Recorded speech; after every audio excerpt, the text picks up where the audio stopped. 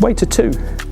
But not only is he currently the bigger asset, he's worth further investment because you can teach waiter 2 to carry that third plate without spilling anything, and you can teach him to make his mise en place perfect. But you'll find it extremely difficult, if not impossible, to teach waiter 1 to be more friendly, to be more welcoming, because it's a personality trait and not a skill, not a hard skill, it's a soft skill.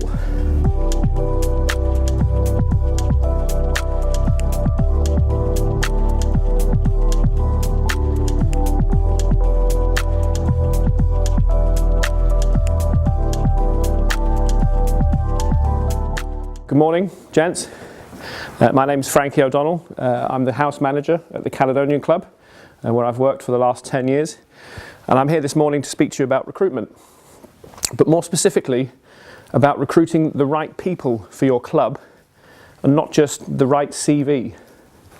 I'm going to focus on 3 main areas: on why we should hire for personality and train for skill, on why I believe soft skills in this business, in our business, are more important than hard skills, and on square pegs in round holes.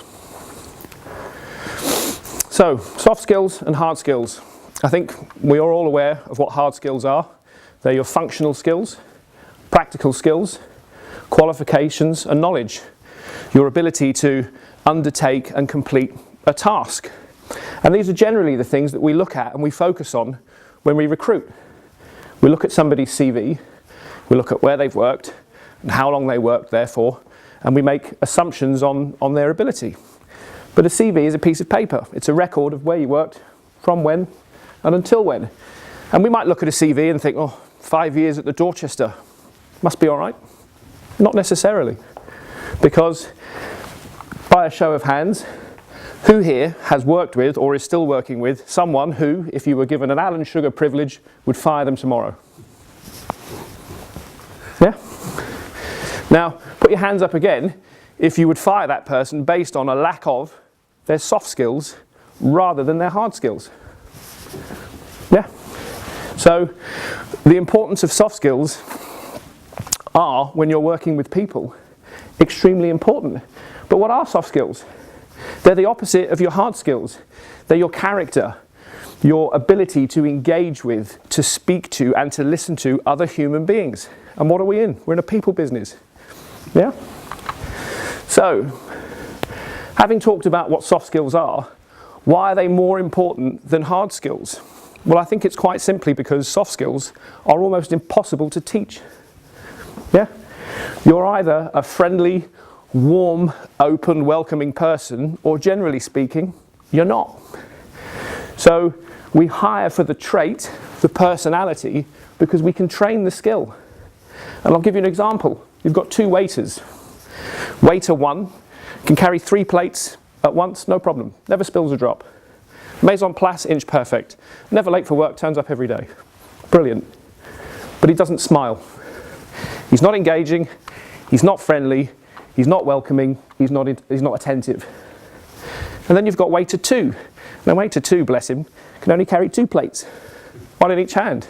And occasionally he spills a bit. And occasionally his mise en place isn't perfect.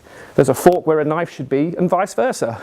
However, waiter 2 has got a beaming smile. He's warm, he's friendly, he's attentive. The people on his table in his section, they've never got to put their hand up and ask for him because he's watching, he knows. Now, who's the bigger asset to your business? Waiter 2. But not only is he currently the bigger asset, he's worth further investment because you can teach waiter 2 to carry that third plate without spilling anything, and you can teach him to make his mise en place perfect. But you'll find it extremely difficult, if not impossible, to teach waiter 1 to be more friendly, to be more welcoming, because it's a personality trait and not a skill, not a hard skill, it's a soft skill. So, studies have shown us, as we've just discussed, that 89% of all new hires that fail in the UK within 18 months fail because of a problem with their soft skills, their attitude, or their personality. They're in the wrong position. Now, we've just talked about the importance of soft skills with a frontline member of staff. Yeah, we talked about waiter 1 and waiter 2. Now imagine how important your soft skills are for the people leading these frontline teams, for their managers, the people who we ask to engage the staff members, who we ask to engage our members, our customers, our clients, our business. It's massively important. So when we're recruiting, we have to make sure we pick the right people that can look after our teams, to nurture them, to cultivate them, and to inspire them. Because if we don't, we're going to see that in the levels of performance. Now, there's no point hiring a manager or a member of staff who looks great on paper if it costs you 2 or 3 members of staff who are already good in practice. It's a false economy. Now, what I would also say to you is, staff members will stay loyal to a good manager in a job that they don't particularly like, but they will absolutely walk away from a job that they love because of a bad manager. So we have to keep our eye on the ball when it comes to recruitment.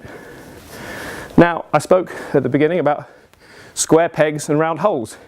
We've all heard the adage, you can't force a square peg into a round hole. Nonsense. Absolute nonsense. Of course you can. And we can see it here. But what's happened to the peg? It's damaged, it's splintered, it's broken. Now imagine that peg is a member of your staff. How is this damage, this distress going to manifest itself? Stress. Yeah? You might find that they're agitated, defensive, arguing with colleagues. We've all seen it, we all work with people that way. Is that good for your business? No. Now, we have a duty of care to the peg, yeah? But we also, as general managers, senior managers, have a duty of care foremost to our clubs, to our businesses. And if you force a square peg into a round hole, you also damage the whole, the surrounding area, which in our case would be our clubs, our businesses, and our existing staff teams. And what we don't do enough, I feel, when we recruit, is look at what we already have when we're picking what we already want, or what we want to bring in. If you have a family of 6, you wouldn't buy a 2-door sports car. You might want one, and it might look great, but it's not right. It's not right for your family, and it's not right for your purpose. Therefore, I would urge you all that when you look at recruiting, you look at what you have, yeah? Because you can hire for personality and you can train skill. And when you're working with people, your soft skills are as important, if not more important, than your hard skills. And also, you can force a square peg into a round hole, but it can be very damaging to your business. Thank you for your time.